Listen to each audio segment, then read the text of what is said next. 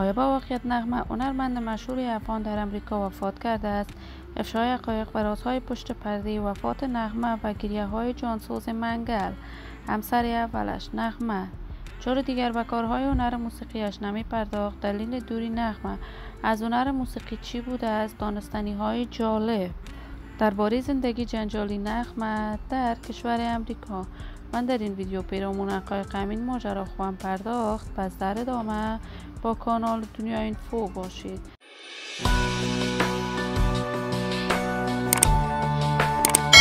سلام و سلامتی نثار تک تک از شما دوستان نهایت ارجمند کانال دنیا اینفو. شما را خوش آمدید میگم به یکی دیگر از ویدیوهای جذاب و دیدنی این کانال. اگر دوست کانال دنیا اینفو باشید، پس برای حمایت هرچی بیشتر از این کانال علامت سابسکرایب را فشار دهید تا ویدیوهای دیگر کانال دنیا اینفو را از دست ندهید. نغمه هنرمند مشهور، چهره شناخته شده، محبوب و مطرح در میان مردم افغانستان است. علاقمندان و دوستداران خاص خودش را دارد. نغمه هنرمند بی‌بدیل، چهره شناخته شده و یکی از هنرمندان تاریخ ساز در هنر موسیقی افغانستان بوده است. این هنرمند محبوب و پرآوازه افغان پشتون می باشد. از سن نوجوانی عاشقانه در هنر موسیقی کارهای بی‌بدیلش را ادامه میداد.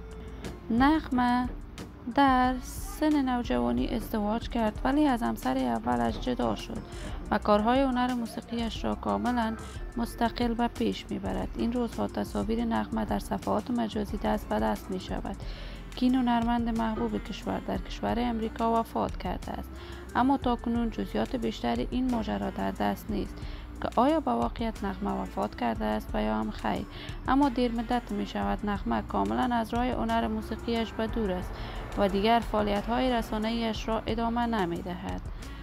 ولی تمامی اعضای خانواده نغمه در کشور امریکاست. نغمه از همسر دومش هم جدا شده است، ولی من آرزوی موفقیت، کامیابی و سعادت برای این هنرمند با جمعی از هنرمندان افغان از بارگاه عزت الله ازال تمنا دارم.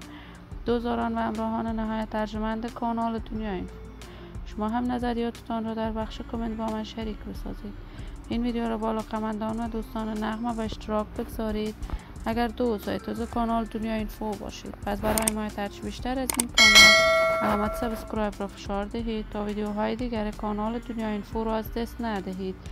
تا درود دیگر، بدرود.